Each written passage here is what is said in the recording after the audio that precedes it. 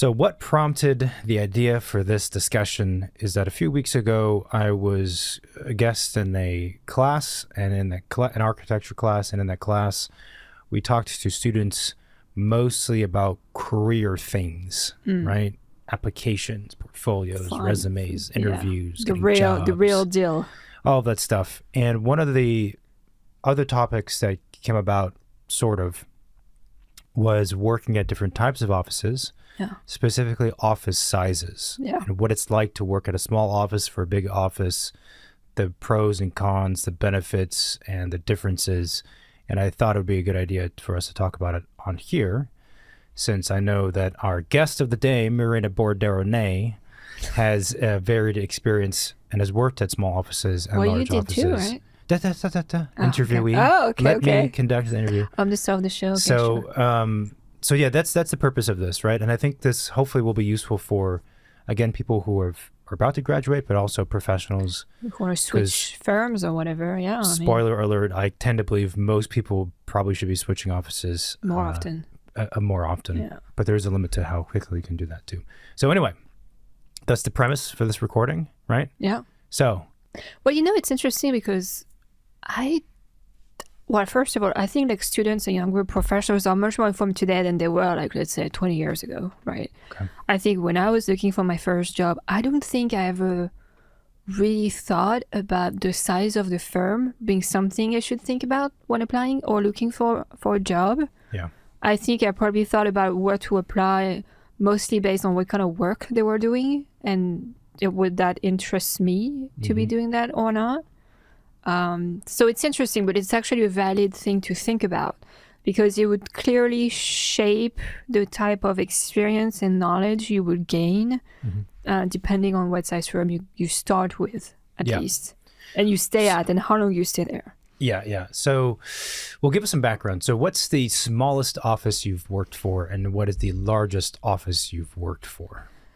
The smallest office I worked for was a one-person office in Paris. I was actually a friend. I was freelancing during I think it was my 5th year. I was crazy during my 5th year. I was freelancing, I was babysitting, and I was doing an internship on top of doing school. I was like... and doing an internship and freelancing was separate? Yeah. Oh my, okay. Yeah, I think they overlapped at some point. Okay. I had to stop at some point the freelancing because first of all, the designer was crazy. So it was not really a pleasant experience. Yeah. And it just became a little bit too much. But yeah, the first, I guess even the first job besides the internship would usually, during school in France where the shortest one was 2 weeks and I think the longest one was 3 months. The freelancing job for that one designer. She was a jewelry designer and kind of like a furniture designer. And I was the only person working with her on just a few days a week.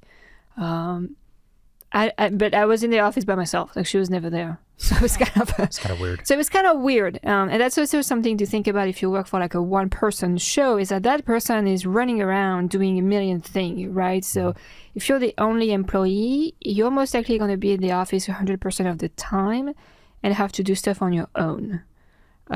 So that's kind of how it started, was with just this one designer. And then when I graduated, my first job, I worked for a couple, so it's 2 people. Oh wow! I was like, okay, now we're 3. That's a 200%. That's a 100% increce. That's twice the number of people, though. That's a lot. Hey, 50% increase. That's a lot. That's a lot.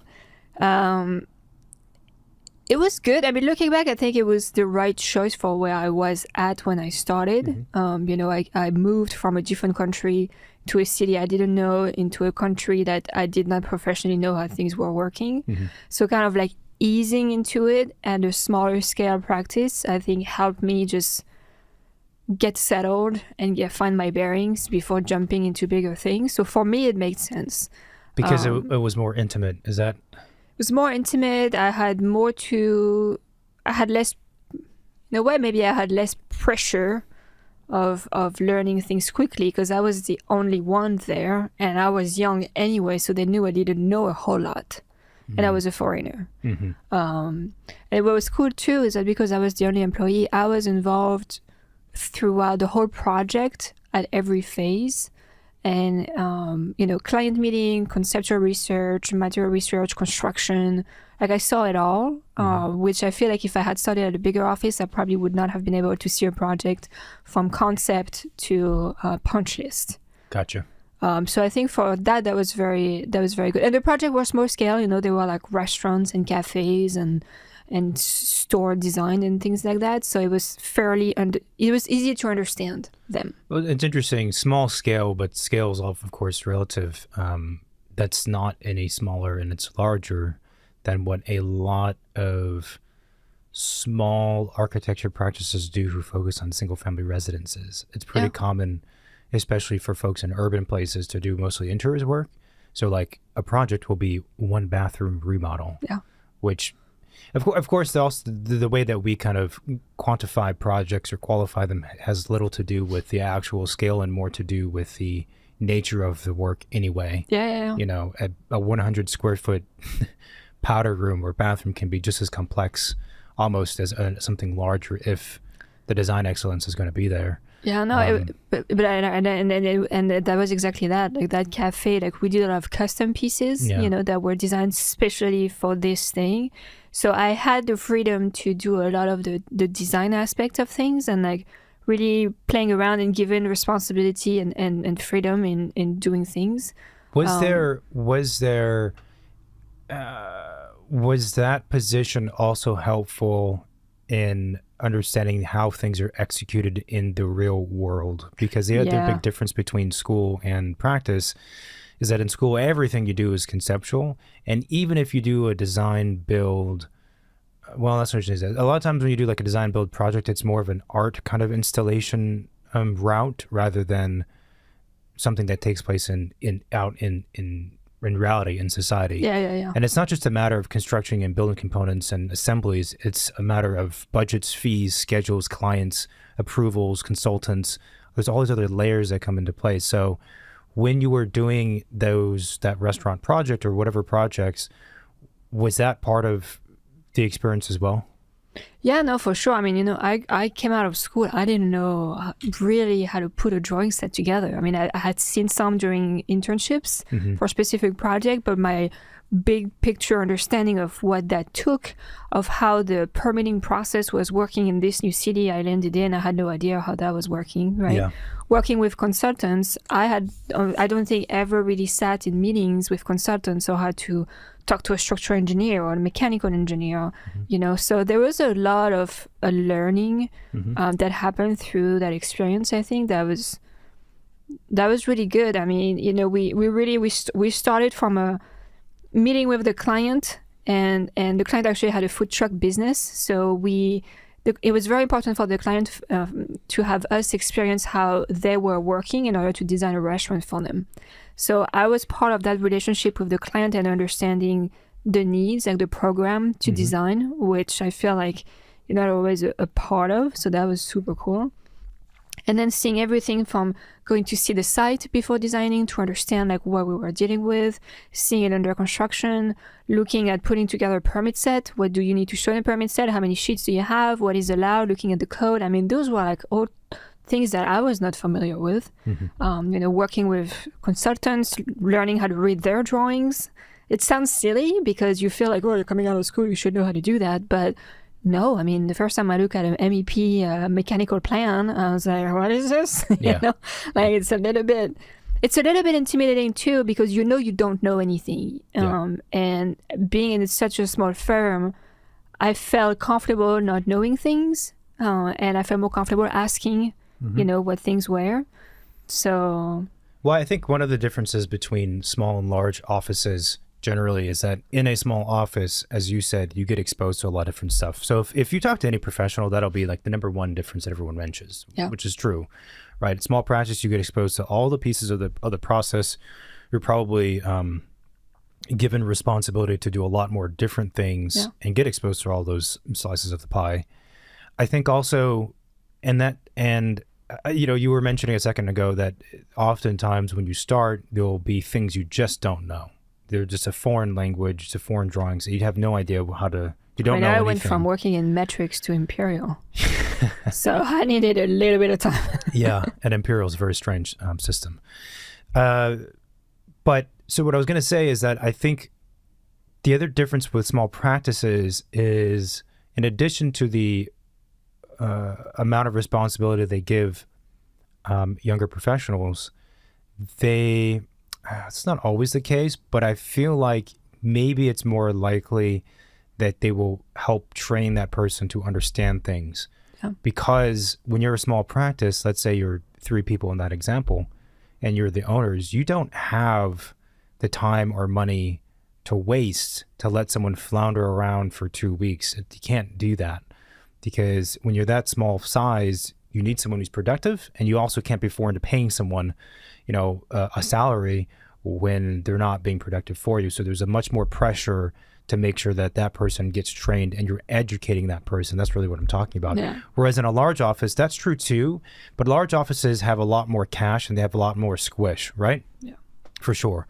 And they're always hiring and firing people anyway. So in a large office, whether or not you get good continuing education, which is essentially the topic, really depends on like the project manager or whatever title person, but let's say it's project manager. And in big offices, if you have an office of 150 people or something, there's bound to be some bad project managers in there. That's just likely to be the case, right? And so you don't know who you're going to get paired up with. And that PM would feel the responsibility of educating the new young person they've hired, but it's not the same kind of pressure or the same kind of motivation that a 2-person office has when it's their own business, right? Well, that and the PM has to look good, so they don't always think about what's best for the younger staff. It's different. There's different games happening. Yeah, the only thing that a small office cares about is, well, not the only, but the productivity becomes super important. And the 2 bosses, in your case, they're not trying to impress anybody. They don't have any upper management to impress. They're just concerned, hopefully, with their work and also being a good person, all that stuff, but their work itself. So I think that's also one of the differences generally. Yeah, that's true. So 1 person, 2 people. What was the next scale of office that you the next scale, we went bananas. I think the office I worked at next, we were like 12, something like that. 12? That's pretty good. 1, 2, 3, 4, 5, 6, 7, 8, 9, 10. Yeah, I think 12. Interesting. Okay. That's pretty good. That is a great size office, I have to say, because you kind of get it. If it's a good office, they have good office culture and like the people are working well together. It's a great size because everyone. You don't have to be best friends with everyone, but you cannot ignore them. Right, so you're kind of a family, and it's a nice size because you feel like one cohesive unit. When it's a tiny people office with 2 or 3 people, like it's kind of an awkward relationship in a way, depending on how the fit is, right? Yeah. If it's a much bigger office, then it just feels like body parts, like it's very segmented. It could feel very segmented. What when you say much bigger, meaning 12? No, much bigger, like, 50, 90, 100 or beyond that, gotcha. Right? Like it just starts to separate into small groups. Yeah. When you're 12, you have to be all together. I mean, you're each working on different projects. You might not all be working together on projects, but there is kind of a team spirit, a camaraderie, like, like feeling like you're part of the firm a little bit more, which was really nice. I'm curious. Spatially also, like, what were the size of these offices? I wouldn't know. Well, come on, let's hear your the one in Paris expertise. Was a really fun space because she was renting the one in Paris, the designer. She was renting kind of like, I think she owned the space, but she had like an upper level and a lower level kind of like underground that had like an atrium skylight that was 2-story tall. That was like a really interesting space. I don't know if her husband was an architect actually. So that was cool, but it was just like 1 room, The one in New York, when I worked for this couple, that was 1 room. Yeah. So it was probably, I don't know, a 10 by 15 room. That was with 3 desks and a big ass printer and shared bathroom on the floor with other offices and a shared conference room that people could use on the floor for their meetings. So that was very intimate. Like if you're blasting your music in your headphones, like your boss could hear it. They were on phone call with clients. Like I was in the room listening to the calls. So if they have arguments, you can hear it. Well, they were speaking a different language between the two of them, so I couldn't really quite understand. You could hear but you could hear the silence. Yes. You know? Yes. And then in the 12-person sized office, I don't know how big that space was. I mean, it was probably 15 by, I don't know, 30, 40, something like that. Yeah. I mean, you have 12 stations. It's New York space, so it's not.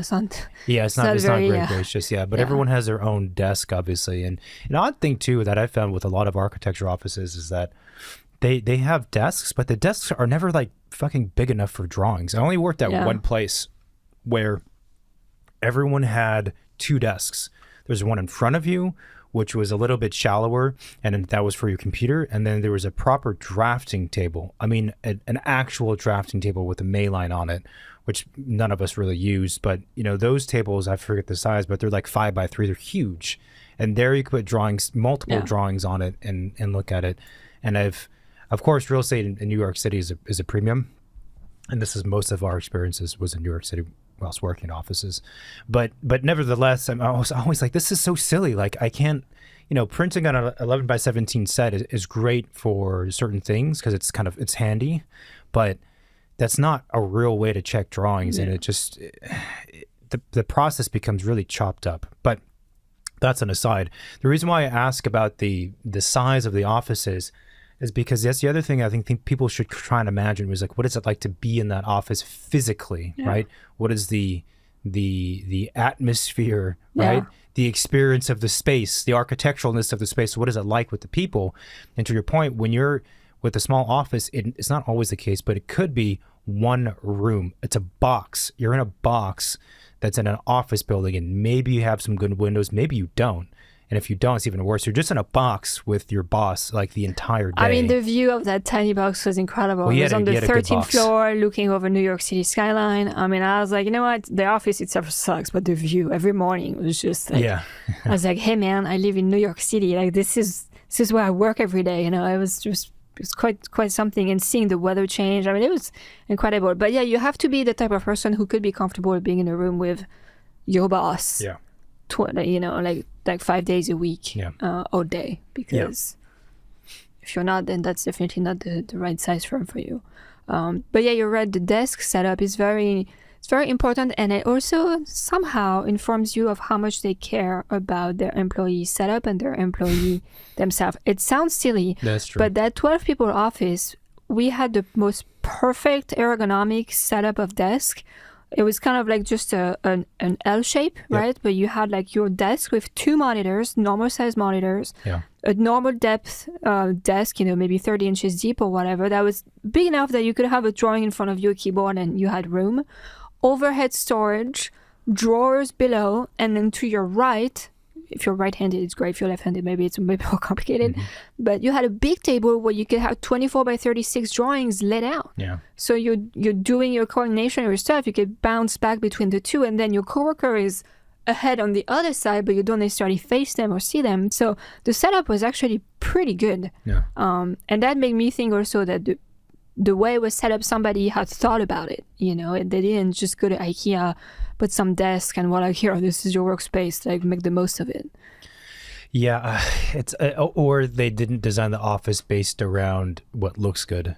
And that's the thing. I've I don't know. It's always bothered. The L-shaped desk is really or U-shape even is the ideal desk for an architect. Yeah. Like I understand a lot of work happens in the computer, but still for most people, including myself, you need that ability to switch over and sketch really quick. And just, you can't when you have a keyboard and mouse in front of you. It doesn't work. You got to shift the keyboard, it doesn't fit over there, then your sketchbook doesn't fit, all this kind of bullshit. You need something, you need dedicated space for that. And it also allows you to, I think, in a creative sense, like break away from one mode, one frame, one way of being in stasis, kind of to another headspace. Mm-hmm.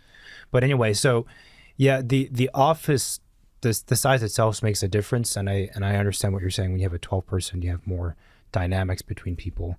What was the next scale that you went to?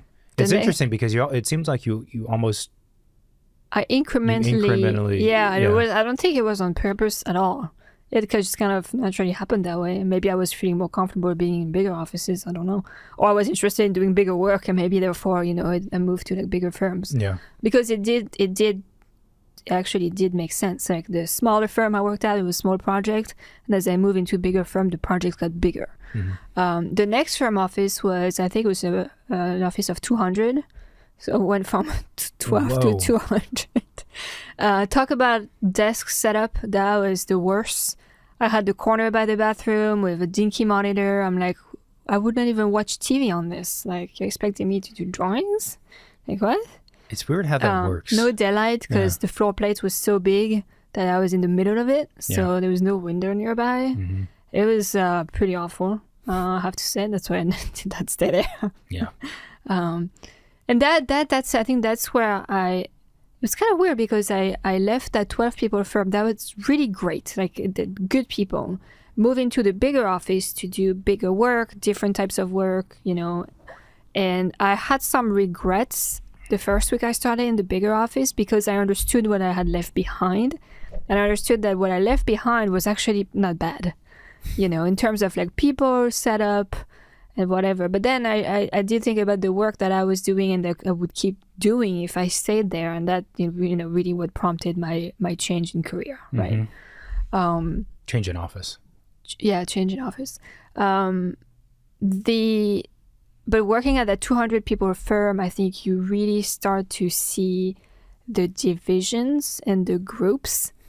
Like, it's like a whole other beast that you're dealing with, especially if the office tends to be very competitive. Mm-hmm. Then you are talking about different studios, like competing against each other, trying to get the best project. And then you're getting into the hierarchy of management and political games of project managers trying to look good. So they're like asking you to do all-nighters and doing the crazy hours so they can look good on paper to their bosses. And it's not even about the work anymore. It's about the political games in the office. Mm-hmm. And I'm not saying that every 200 people office is like that, but it's more common. It's not a family anymore. You know what I mean? Like it's a business. Yeah. With people who want to get promoted and they want to go to the top and they want to get the best project. And like, you're hunting. You're not just like coexisting as a unit. Now you're hunting. So it's very different vibe. I'm an associate. I want to be senior associate. Then I want to be partner. Then I want to be senior partner. Everyone's gunning for the next thing. I know. Yeah. And it doesn't really matter what level you're at too. Like I was at a fairly junior level when I started at that big office, and I had people at slightly above my level that were giving me shit. And I'm like, I remember you saying that, from the PM, I get it. Like, his career is on the line. Like, he has to perform. Like, it's about performance. It's not about creativity anymore. It's about performance, right? Mm-hmm. And I was getting shit from like the lower staff, and I'm like, hey, I might have been here for a year or two longer than I did, but I don't think you're in any position to talk to me like that. So that's not gonna fly. One of the things that happens with offices, and the larger they get, and sometimes it doesn't have to do with size either. No. But the people at the very top lose sense of what it's actually like to be in the office. I don't mean that they're out of touch with reality. I mean that they're out of touch with their own office, and they don't actually know how it's functioning, and they don't know what it's like to feel, what it feels like to be there as an employee or as a project manager. And that can happen very quickly, actually, even with smaller size offices of, let's say, 12 people. If the partners are always out, they're flying around, going to meetings, and they're never in the office, they don't actually know what it's like to be in the office. And that reminds me also that one of the challenges of working at a new place is you really oftentimes don't know what it's like to be in there until you start. Yeah. And that's for a number of reasons. One, a lot of times the person you interview with is not the person you work with. No. Two, even if that is the PM you're going to work with, you don't know who your team members are. You don't necessarily know exactly what project you're going to be on, and that projects are going to change always. And so there's just a lot of unknowns. You just don't know until you start. The best way to solve that is to ask really good questions during the interview, and then know someone in the office to ask them what it's like. But even then, their experience, if the office is larger, they might be, if the office is, let's say 50, 60 people or upwards, they might be on a team and their exposure is to the 6 people on their team. And maybe they've been on that team for the last like 6 years. Yeah. And they don't know what the other 40 people are like. And as you said, when you get to larger practices, things get siloed and teams run more on their own, right? There's a lot more delegation because there has to be. And therefore, there's a lot less oversight at the granular level. So I might have a very good understanding, or I might have one experience of a large office. That's my own experience, though. You know, you get assigned to this other person, they're fucking wackos. Yeah. They're here all the time. My team doesn't do that, right? But they do. So you're like this, is it pachinko? No, you're like a ping pong ball or like a pinball. Yeah. I don't know what slot you're going to end up in. It really depends when you go down the little, I think it's, what is it called? Plinko? You know, the thing you put the ball at the top and it bounces around and it goes down by gravity and there's all these pegs and it, do you know what I'm saying? Oh, yeah. I don't know what it's called, but yeah. it's kind of like that. You drop the ball at the top and you don't know where it's going to go. But it's interesting, from a management standpoint, you're right. Like the people you interview with are often not the ones that you're working with. Yeah. And I'm like, well, if you're in office and you're recruiting, and you're probably recruiting for a specific project, because let's be honest, you kind of should know how much work projects are going to take, how many people you have available, how many you would need, right? So there might be a chance that that person you hire is going to go in another team if the projects get put on hold, but most likely that person is going to be assigned to a team before they are even hired. Yeah, right? Yeah. If you're smart for the office, I would just have the people who are running that team being the one in the interview, because I think it's crucial to have the right fit between people. Yeah. You know, that 200 people office, I had amazing 2 interviews there with 2 great people that were not the ones I worked with. And the guy I worked with was a dick. And I'm like, if you had interviewed me, I would have been like, I don't think I would want to work with you because I don't think this is going to work. Yeah. So it's just a huge waste of time for everybody in the end. You know? It really is. Then like, goodbye, I'm going to leave and go work somewhere else, and you're going to have to find someone else. So you just wasted 3 months here. And by the way, I'll have nothing good to say about your practice in private. We're not going to list them on here. Maybe we should. Tempting. Well, it's not hard to find the information. Okay. I stripped all mine off. People don't know anything about my past because I don't want that. And offices change. I didn't have a question, actually. I was just started talking. But that reminded me that because it's kind of like siloed into small groups and small teams, the small office I started with, I was always able to directly talk to the boss. The 12-person office. The 12-person office, the 3-people office, the 1-person office. I had direct line of communication. They knew my name. I knew their name. I had a problem. I had a question. I could just go straight to them if I wanted, right? A problem and a question about the project, but also other things. Yeah. Anything about the office. I didn't have, once you pass a certain threshold of office size, you have to talk to HR. You can't just talk to your boss. I fucking hate HR. And HR is usually the least helpful staff in an office. Let's just put it that way. I've never met any HR person who was great, either helpful, doing their job, and I had one that was actually really good, but I get what you're saying. Yeah. No, I mean, I don't. They never get me what I wanted, so actually it was not helpful. You wanted summer Fridays. Well, yeah. Well, actually, I did do that one year. Yeah. We had a suggestion box or something, and I submitted summer Fridays, and that came up on a weekly office meeting. They're like, so we got some requests for summer Fridays. I was like, everybody wants them. I'm going to put it in the box. Did not happen. Summer Fridays, for people who don't know, I don't know. In New York City specifically, it's pretty common. And what that means is that generally every Friday or every other Friday during the summer season, you get off. And sometimes it means you literally just get a day off to enjoy being in the city or doing whatever. Oh, usually a half day. Other times it's a half day. Actually, most of the time it's half day. And sometimes it's like, okay, everyone's going to start earlier and end later, or some kind of combination. Well, that's what you're supposed to do. Of those 4 days to make up for the 5th day. Yeah. And at one point, I for the places I worked at, I did the math. I'm like, actually, you're getting more work from us for these summer Fridays than not. But anyway, it's pretty common. So I was actually surprised when large size office doesn't have something like that in New York, because at least at that time it was very, very common. Yeah, and everybody knows that Friday afternoon nobody gets anything done. Yeah. Like we're each taking long lunch break, long pee breaks. It's like coffee in the kitchen for half an hour. Maybe cleaning up your desk. That's going to take an hour. Because you're drinking all that coffee for the extra half an hour. No, but we all know it's not the most productive time of the week. But yeah, so once you get into a certain size office, your boss might not even know that you exist. Might not even know your name. Yeah. You're probably never even going to have a one-on-one conversation with them. Yep.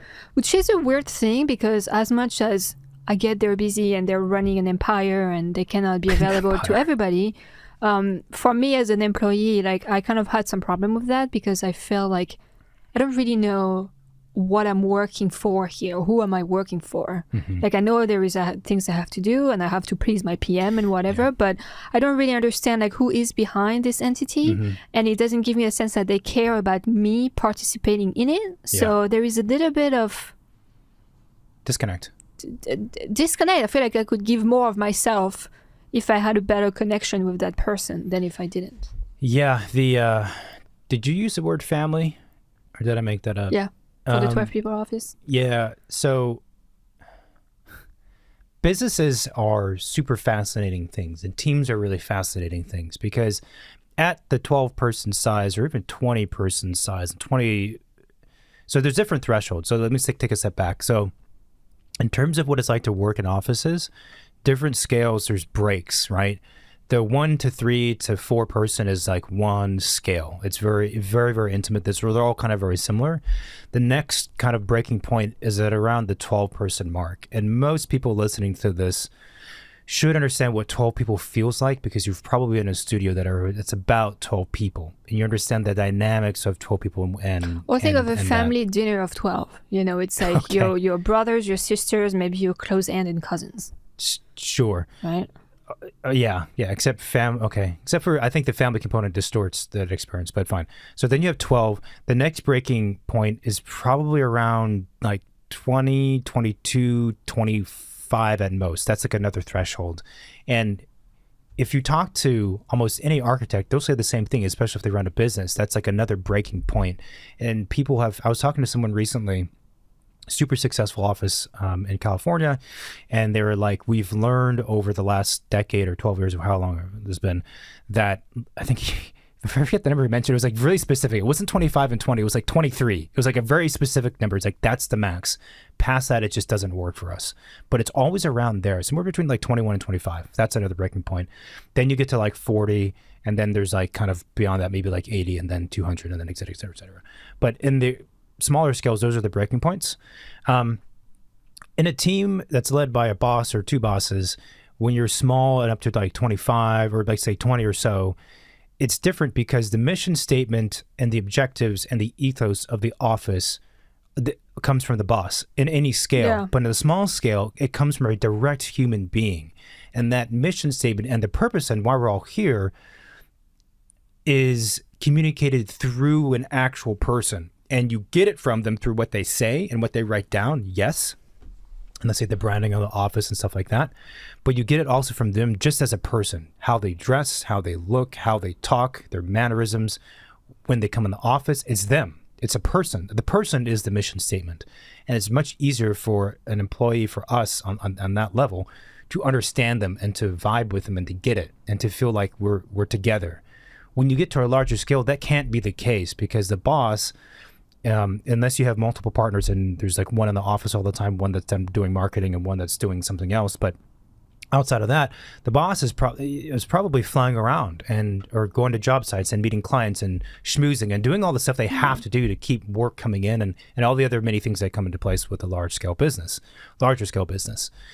So at that scale, let's say 90 people or so, the mission statement and the purpose, the drive, is not communicated by a real life human being that you see all the time. It's championed by their kind of disciples, their PMs, who might not be very good. And it's also conveyed through much more corporate-y kind of things like branding, mission statements, and like retreats, or I don't know, whatever other stuff that happens. And a lot of times it just feels like those things are manufactured. They're not personal. They're not intimate. And I think also it can be, and it can feel like that way of communicating a mission statement, let's call it, is unnatural for a young practicing architect, because the work we do in school and when we graduate is very intimate, right? It's design. It's us at our desks by ourselves, or maybe with a team of 3 people that we're working with. It's very, very, very intimate. And the essence of what we're doing and the project and the mission is all like immediate. It's right there. It's literally within, 3 square feet of like where you exist. In a big office, it's not that anymore. It's now some text in like, Times New Roman Helvetica, whatever font that says this is the purpose of the office, our mission statement, goals, and whatever. And it feels unnatural, especially for a fresh graduate, right? It's like, what is this? And oftentimes the bullet points and the mission statements are in fact not proper mission statements. In other words, they're not good ones. They don't even qualify as big mission statements. And they have just some generic thing like, we exist to produce good things for good people, for good society, and sustainability is always in there. It's like, but that's not, doesn't mean anything. Yeah. And so, it's a long way of saying that I agree and understand that when you're in a large office, sometimes it feels like, wait, what are we doing here? What is the purpose? Why am I working so late? There is that, and I think also there is also at some point you start feeling a strong division between the upper management and the lower management in larger size offices. Do you mean upper? Do you mean middle management, or do you mean like upper as in like the partners? Oh, like the partners and the PMs, let's say. And then everyone else that's below that. Yeah. And it's kind of an awkward thing because you feel like you're not part of the big club, You kind of feel like you're being used in a way, even though, you're being paid, like it's your job, right? Mm-hmm. But you don't feel like you're fully part of it because like a whole portion of the project is kept secret from you, but you're still expected to be doing design work and perform and produce all of those things. As if you're smart, as if you're part of a small team. As if you're really part of as if you know everything about the project, which is kind of strange, right? Because like I said in previous experiences, like it's a small team, you meet with the clients, you know about the budget, the schedule, like you're part of the phone calls with the clients, like you know everything that's going on about the project, which is very important in understanding what is up and how to respond to that. Versus you're designing and you're on your desk in your own corner, you report back to your PM, and then your PM takes that, present it to the clients without you. They present it to the partner. Yeah. Who then presents it to the client without you, who has conversation about what you've done without you. You're not able to see or understand the reaction or the feedbacks of the clients. It's being reported to your PM, and your PM is reporting it to you. So obviously information gets lost, things get misinterpreted between what actually the client meant to say and the feedback that you got back at your desk. Go ahead. So it's a little bit of it's a weird thing for a creative process to chop parts of it and hide them away and hope to still get the best results. It doesn't work. So it's tough. So as an architect, right, when we're doing a project, forget all like the layers of people and staffing and all that stuff. Let's just say you're an architect and you have a project and you're going to do that project on your own, right? The one of the strengths of any architect, good ones at least, is that you're able to think big picture and detailed at the same time. And we've talked about this before. You're constantly zooming in and zooming out, and you are critiquing the big picture through the details, and you're critiquing the details through the big picture, which is it's not everyone's able to do that. Yeah. I think there are definitely creative practices and other creatives who are very good at that, but architecture operates kind of at the extreme scales. So depending on the size of the project, you're even for like a residence, like I'm thinking about the neighborhood, which is a crazy thought. Like most people wouldn't even think about the neighborhood, but I think about the neighborhood first. And then I think about all the way down to like reveals. And sometimes those two coexist in a span of 5 minutes of thinking, right? So we are trained to think that way and to be that loose and kind of flexible in our minds. But that's the opposite of what you're describing, right? That's by the way, that's also how we achieve success. That is absolutely necessary for success, is to have that ability. And when you don't have that ability, because you're only given you're looking at the project through a keyhole, but you're still asked to perform as if you have all the information, it's almost not possible. No, and it makes me think also that it's almost like if you were compartmenting your design and creative process, like I worked on a project, for example, where the PM was the worst. Like, she had no idea what she was doing. And looking back at the project, what I'm thinking is that it was a big remodel on the beach. And, the thing is, the house was crap that we started with. And I think we tried to retain too much of it. Mm-hmm. Like, there was no big approach. There was no, like, maybe option, like trying to think differently. And that was probably generated from the person at the top, which was the PM, right? Mm-hmm. Because she was probably thinking that she's the one who should decide what direction the project should take. Maybe, but, maybe not. Maybe everybody in the team should have a time and space to think about that. They should. Because, again, like, you can give me the bathrooms to design and I could do a great job at designing a bathroom, but if the house doesn't make sense, then the project is not going to be good. Yeah. So you cannot compartment the creative process and design thinking of a whole object into tiny bits, because that's where I think it just falls apart. At the same time, I think this is... Or at least at the early phases, right? And when you talk about production, then sure, we can split the work, because production is a different exercise. But I think that's, anyone who has a large office or is working at a large office is saying, well, that's it. We don't do it that way. And there's practicality also, right? It's not practical to have everyone part of every meeting, because then you'd have a meeting with like 6, probably more than that, but like 5 people from the office every time. But I would like to push back on that a little bit, because I do think that there's not only an efficiency gain, but there's a knowledge gain too. So what happens when there's too much compartmentalization and too much siloing is that the people who are looking at the project through a keyhole, that's all they learn. So they're not able to evolve as individuals, which is not good for them. It's not good for the profession. It's not good for the office, because when are they going to evolve and do more for you? It's hard, especially when we get to like really large projects like airports or civic centers and stuff like that, then the things have to be chopped up. And then the question of delegation, teamwork, and all those things becomes much more complicated. But I think the principles of what we're describing still exist. Yeah,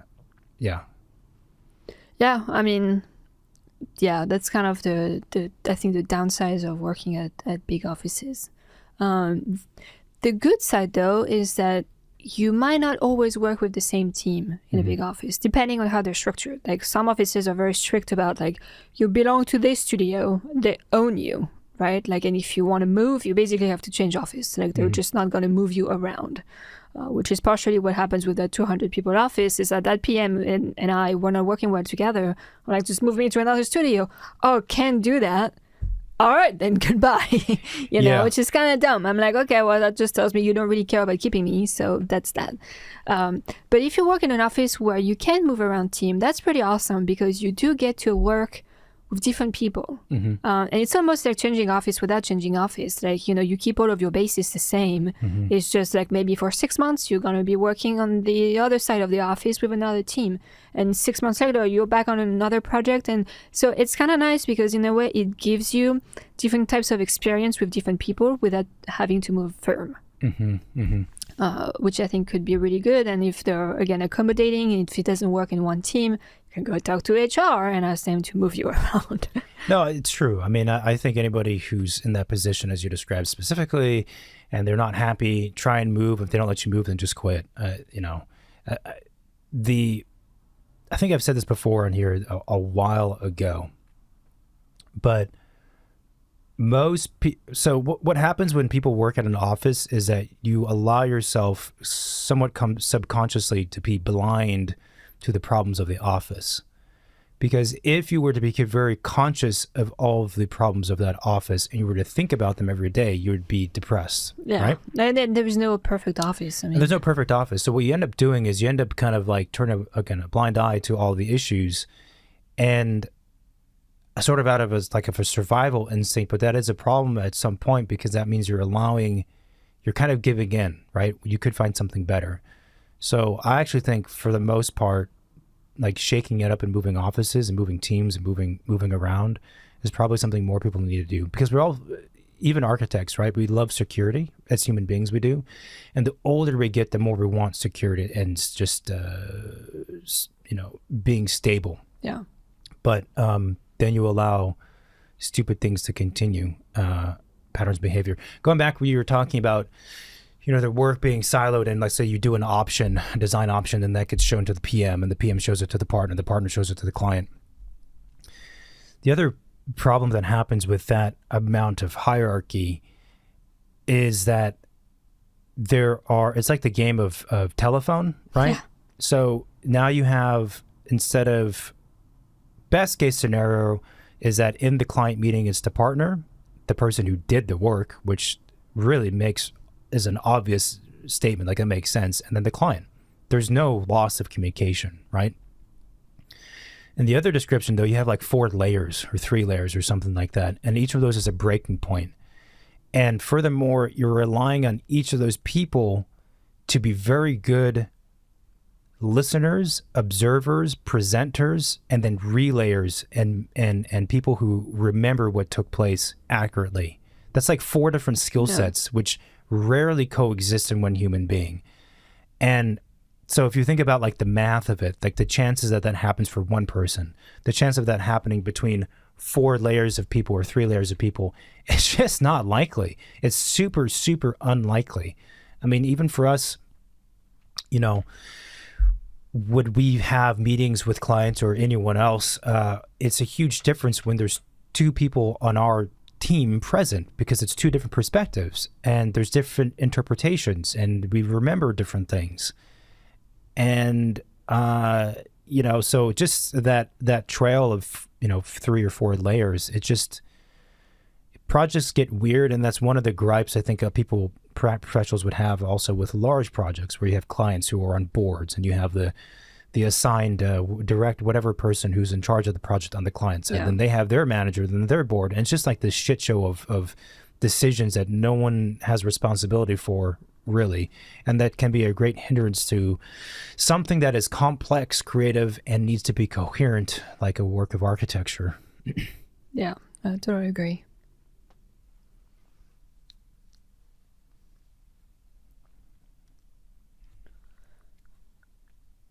I totally agree.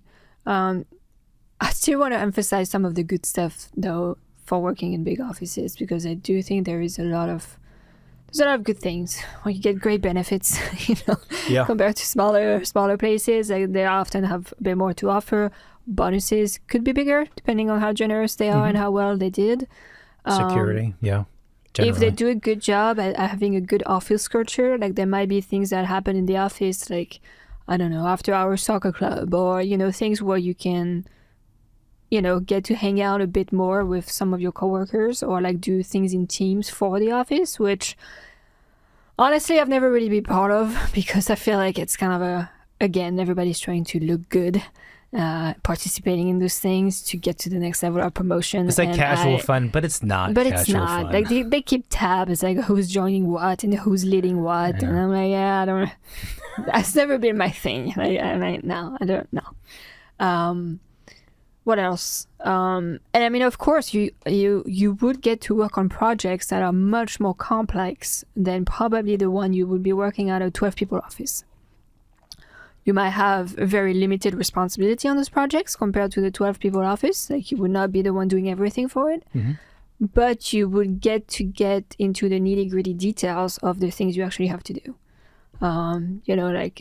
For myself, like I did a lot of construction administration on a really big scale project, and it was very complex because of its scale, and being able to get that knowledge was very precious for me to then go on my own, right? So I think depending on where you see yourself later in your career, you also have to strategically think about what size office you should be working out and what kind of skills you need to gain to get to where you want to go. Yes, where you want to go. There's a lot of benefits to large offices. So I mean, you worked at a really big one. I personally think that everyone should have should experience working at different scales of office. Yeah. Now, some folks, they know just in their bones that the really micro scale office, like 3-person, is it for them, and they love that. They don't want anything else. And at that point, it's a personality type too, right? And that's great. Yeah, but I feel like you should still challenge yourself. Like you think you know something, you think you want something. Well, that is a good point. That is a good point yourself. Because especially if like the person listening, let's say you've just graduated, so you're, I don't know, how old would you be? Like 22 or I don't know, something like that. Yeah. You got to give yourself the time and the space to try stuff and not make assumptions about yourself, to your point. But I think changing offices, I think working at bigger places is just really, really important because you just to see a different side of the profession. Like you don't know what you don't know, and you haven't experienced what you haven't experienced. And large offices, despite their problems that they have often,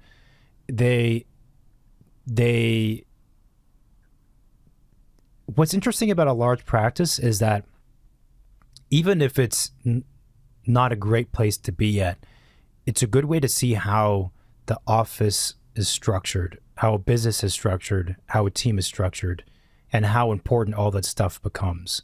As much as I think creatives like to kind of poo-poo on hierarchy and middle management and all these like titles, like associate partner, stuff like that, at some point... I do. I know. At some point, though, like that has to exist. You can't it's very likely to exist. It's one way of solving the problem of how do you manage 100 people or 200 people or 400 people. When you get to that scale, you have to manage them and you have to think about it. Yeah. And there has to be structures in place. And one of the things I think people would find if you switch from, let's say, an 18-person office to something much larger is that the large offices, they take very, very seriously how they consciously structure things and the operations. Even if they're not good operations, they think about it and they put time and effort into it because they have to. Yeah. Small offices, one of the downsides is that oftentimes they're just fucking chaos. There's no structure, no organization. They don't care, right? Because they can just kind of plow through and get it done, and then that's it, and then on to the next. In a large operation, you can't do that. You simply cannot. There has to be structure. And one of the places I was at, I was there, and whilst I was there, we grew from, I want to guess, maybe 12 people to about 25, which is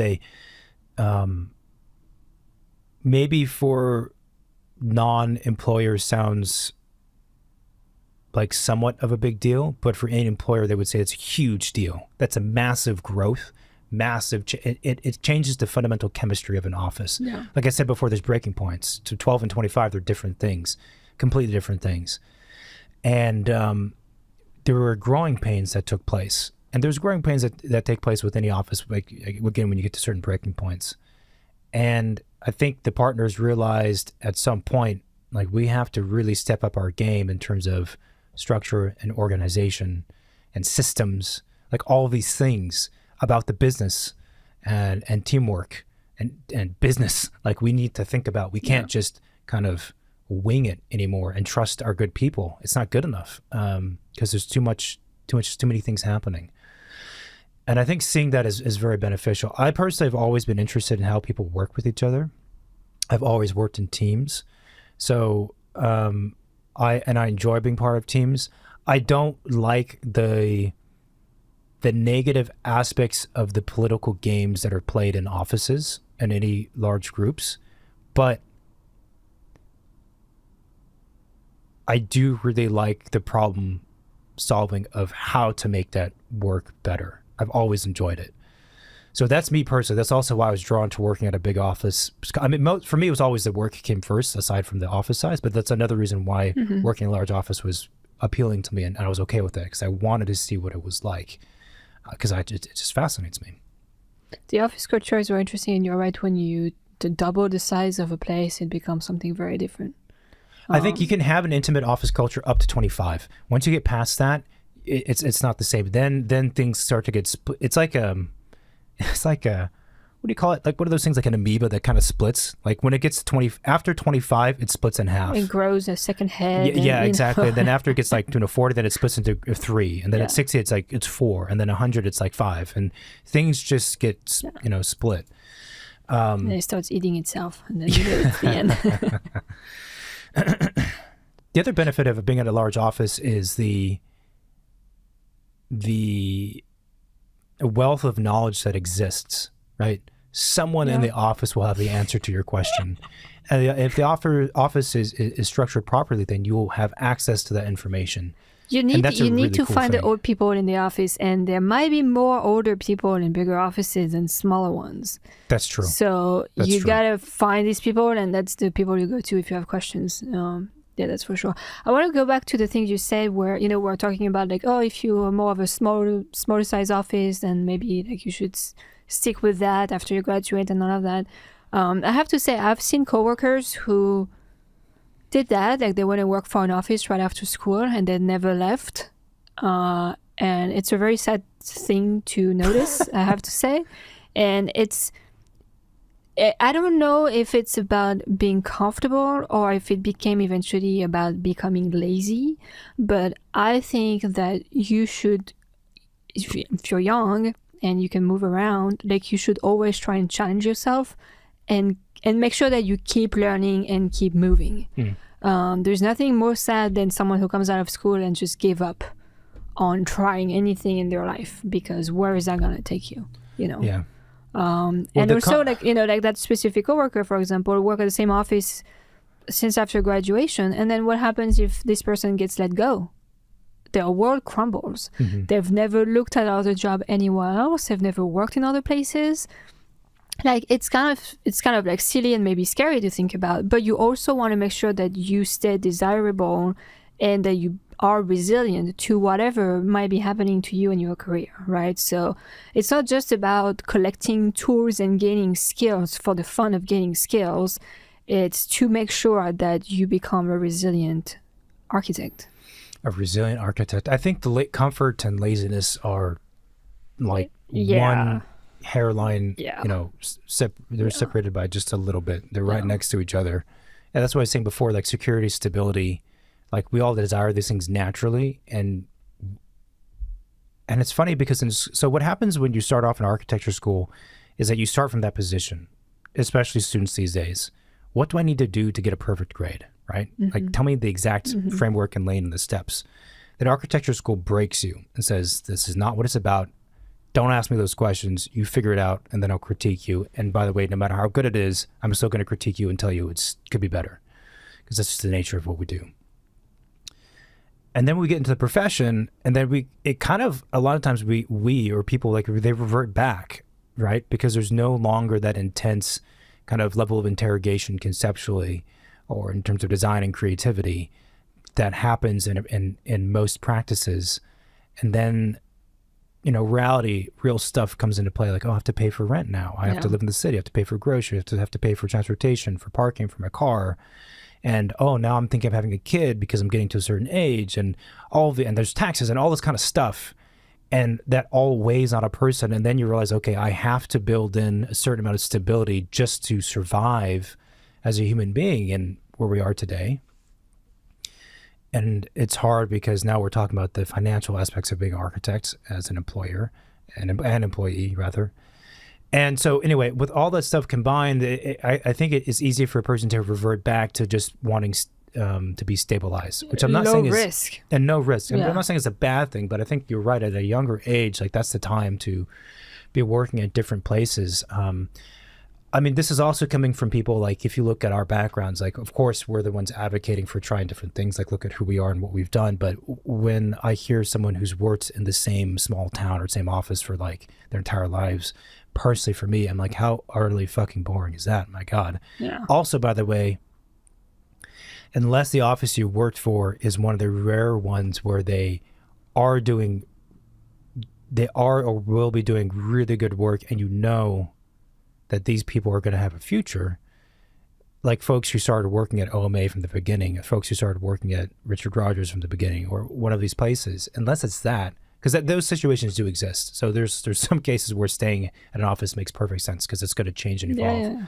But if an office who always stays the same size and doing the same level of work for the next 20 years, and that's what's going to be their track, and that's what you've done, then I don't know, I guess good if you're happy, but that sounds just boring to me. And I also think that you just don't know the profession as well as someone who's seen a bunch of stuff. Like, you just don't. And I mean, what's the risk to move around offices, like to be happier or to fail and just move to another one? Like it's not like architecture offices are this limited job opportunity and profession. There is only like 5 that exist on the planet, so if you leave it, you might never make it back. Like there is a zillion architecture offices, so like what is the big deal? And if you leave an office in good terms too, like you were happy, you did good, but you just want to kind of like try something else, a lot of them, they'll let you come back if you really need to come back. Like like more than once, like employers were good employers and they know that you have to keep going in the path that you've decided to go. They understand because they've been in those shoes. They'll be like, yeah, go for it. If it doesn't work out, you can always come back, so what's the risk? Really quick on the subject of moving offices, I think that I've seen, so there's the person who stays at the same office for like 20 years or 2 offices for 20 years, 30 years. There's also on the extreme end the people who move around too much, in my opinion. Yeah. Like I've seen people, and this tends to happen with academics. So, or people who just collect names on their resume. I've seen many, many times people who have, I've worked at Morphosis, I've worked at OMA, I've worked at this place and that place and da. And I'm like, that's cool. And if you look at their resume, they worked at each place for like 6 months. Yeah. And any real architect who does buildings is like 6 months. First of all, in 6 months, you don't actually get to know the offices in 6 months. It takes about at least a year and then 2 years and then beyond, probably about 2 years before you actually understand what an office is like. So you didn't actually experience the office in 6 months. You didn't actually do anything of great responsibility, very likely in 6 months. And so it's just, in my view, when I see architects, again, mostly academics, who have this resume that's like the CV that's like 30 pages in all these offices, I'm like, you're a paper architect. Yeah. You haven't actually done anything. Yeah. But it's a way to build a CV and a resume. And I've seen people get hired by schools because like, wow, they worked at all these places. I'm like, yeah, but they didn't do fuck all. They actually didn't put the time or the work. Yeah. And they don't know anything. Yeah. And so there is a certain amount of time that's needed to learn the craft of the project, of the profession, of design, of the office, and all those things. And 6 months is not enough. So you can learn a lot in 6 months, I guess, if you're working fast and it's like a competition or something. But like, for building buildings, it's not enough time. Yeah. So I do think there's a risk also, like people shouldn't be jumping around too often. You got to give offices an opportunity. You have to give yourself an opportunity to learn things. And it does take time because buildings take time. Yeah. It's also, moving offices is the best way to get a raise, generally speaking. Oh, yeah. No, you have to do that. I mean, people just hop around and get raises. Yeah. But, like you said, you have to know your goals. And if you're jumping around every 4 months, to what end?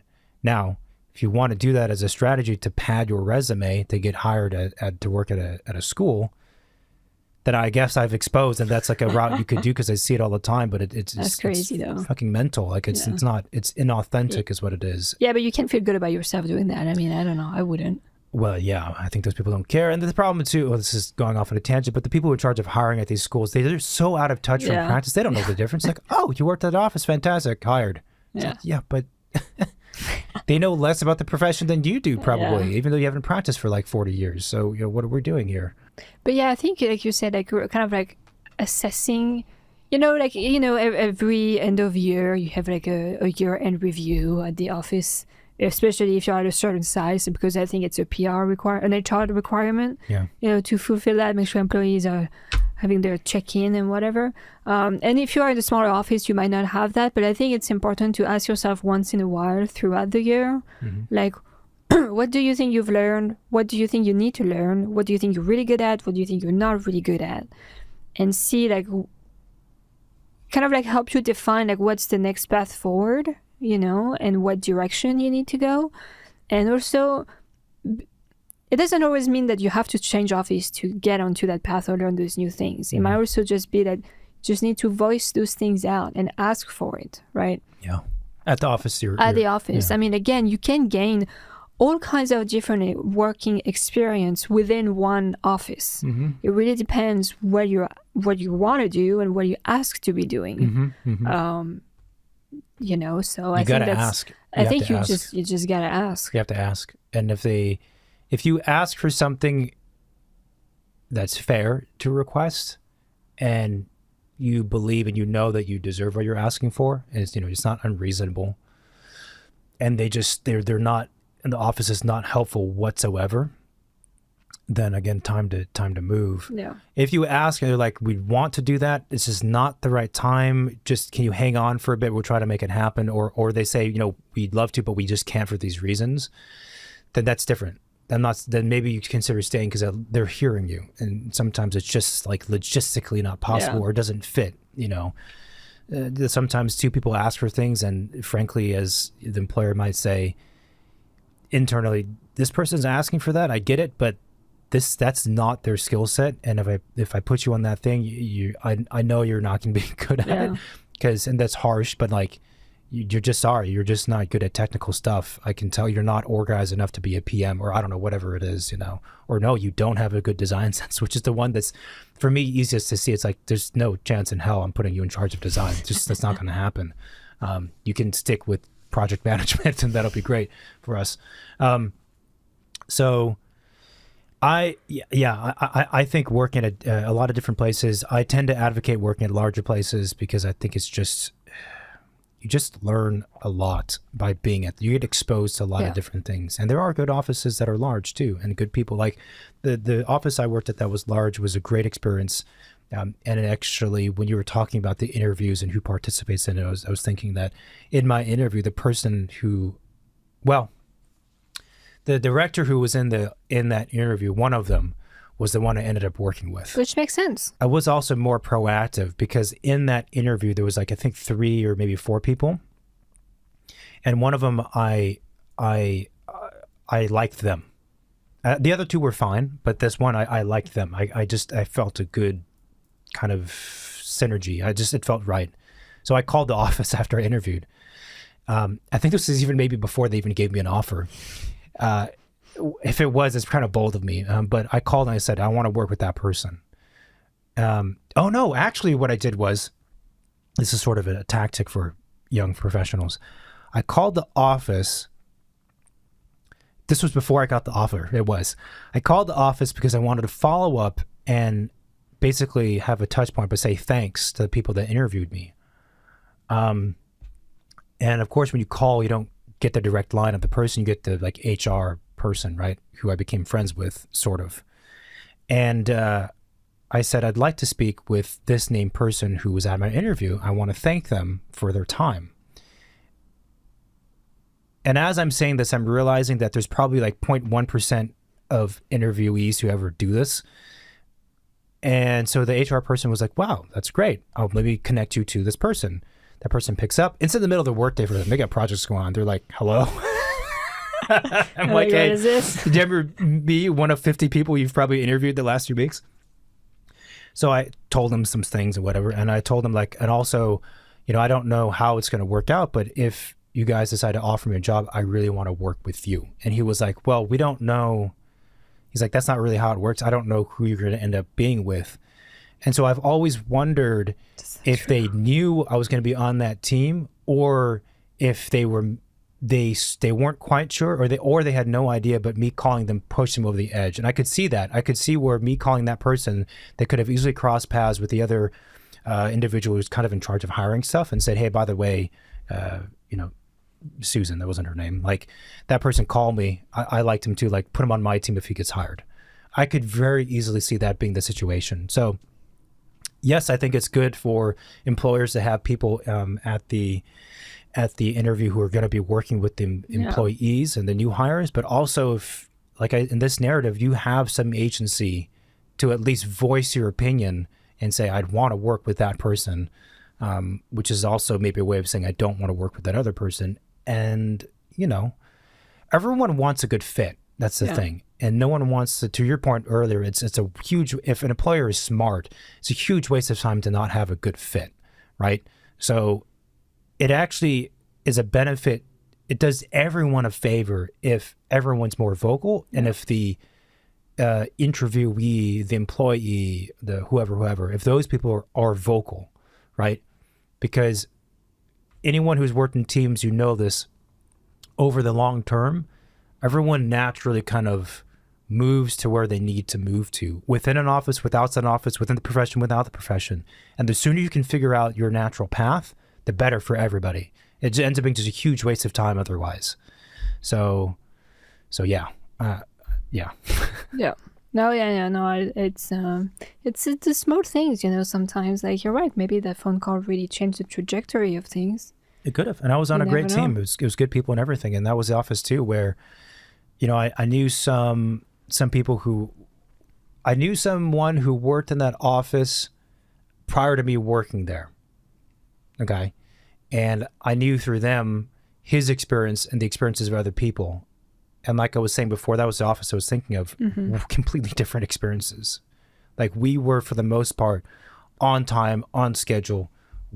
Everyone had in the team good rapport with each other. People were nice. Like, it was just a good, normal team. There was nothing weird about it. There's no drama whatsoever. Other teams, though, not the case. Like, they were up all night, all the time. They're 7 days a week doing competitions or whatever things they were doing. And at that point in my career, I had no interest in that. I was past that. I had done that, and I was like, I'm over that. I don't need to do that anymore. I want to live longer than 50 years. I want to live longer than 50 years. So I don't know. And again, there's good offices that are small, and there's good offices that are big, and there's bad ones that are small and bad ones that are big. So you also don't know what it's like until you start. So do your best to try and suss it out, but you just got to get in there and kind of get it moving. The office culture it's a weird thing, because on paper, you have no idea. You could be doing super cool, exciting project, really design advanced and whatever, and then it's an awful place to work at. Well, here's the thing too, is that you don't know, and this has less to do with office size, but the work that gets published, well, how do I put this? The work that the office does, but even more specifically, think about this. The work that you see done by that office, which means it's the work they choose to photograph, they choose to put on a website, and they choose even beyond that to try and get press, right? And those are different things. Like, doing a project is one thing, getting it photographed is another thing, putting it on a website is on that same tier, and then putting effort to getting it published is another tier too. People don't realize this, but the work you see it because someone made an effort to make sure you see it. It wasn't because it was just good work and then it got published. Yeah. That does happen. That's like 1% of the time does that happen. So the work you're seeing from these offices, they've worked really hard to put that out there. What does that mean? It's their best work. It's their most interesting work. And you don't know who did that work in the office if it's a larger office. So that's one set of issues in terms of transparency to all of this. The other is that the quality of their work does not reflect the quality of the office as a place to be at. They're sometimes not aligned. There are offices I've been at that have done both. There's offices I've been at where it's a great place to work, great people, good everything, good knowledge, but the design excellence maybe was not what a young professional would perceive as being, revolutionary design. I've worked at places where the execution was high level, but I hated, did not like being there. So we're just naming reasons why it's impossible to make a decision before choosing. But that's why you have to move around again, like find your fit and find what works for you. And, like I said, 6 months is short earlier, but sometimes within 2 weeks, that's just, this was bad. Oh, this that was place, mistake. I mean, after the first 3 days, I was like, I'm out. Yeah. And it kind of sucks because you're just wasting time at this point, and you still have to go until you find something else. So that's so much effort. That's the worst part. When you're young, to like apply and go to an interview, and you're nervous. You're like, am I going to get it? Not going to get it? How much? And even if you get it, you still don't know what really you're getting until you get it. Yeah. So, but it's exciting. I mean, it's very exciting. Because once you found the right place to be, at some point you probably won't move, right? Like, what do people do? It's interesting. If you look at a lot of offices who are bigger, let's say, like, I don't know, 15, 20, 30 and beyond, a lot of the staff is really young when you look at team photos on offices' website, which makes me wonder, okay, so what happens to the younger one that were there 15 years ago on that photo? Did they left or they stayed in that office and they're the old one now on the photo? No, they left. Like, they left. what, you know? They left.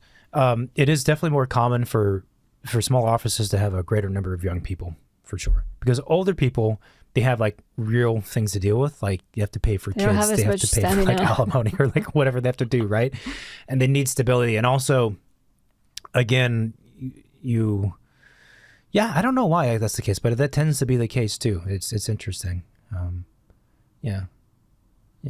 My experience, real quick, in terms of offices is varied like yours, but I've also been part of different music ensembles of different sizes. So I tend to think of this subject matter from through those two different lenses. And but the feeling of being in a body of people,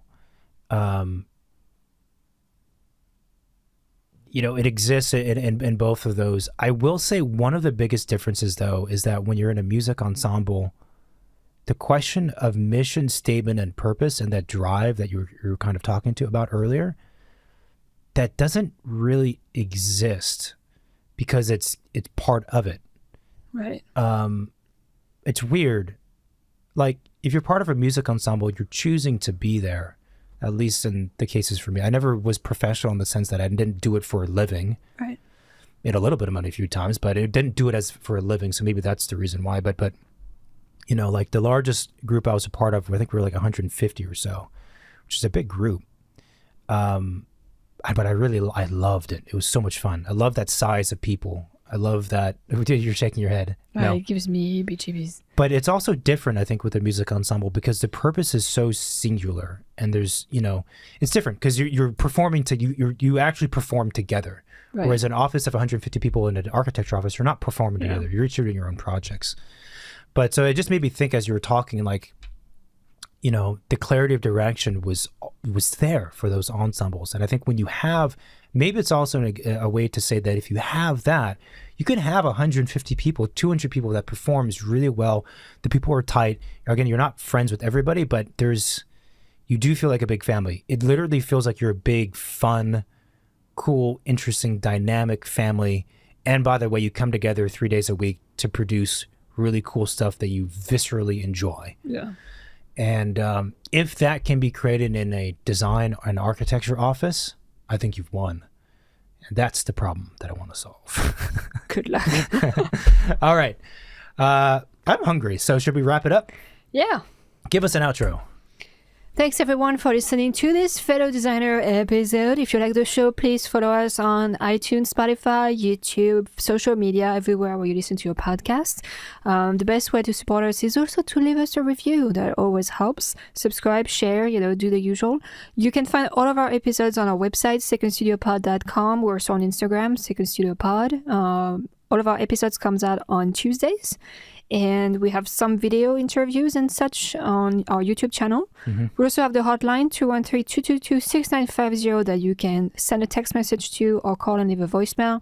If you have any questions, any advice that you're looking for, any guest suggestions that you want to send us, do it that way. And that's it. That's it. A lot more to come. Stay tuned.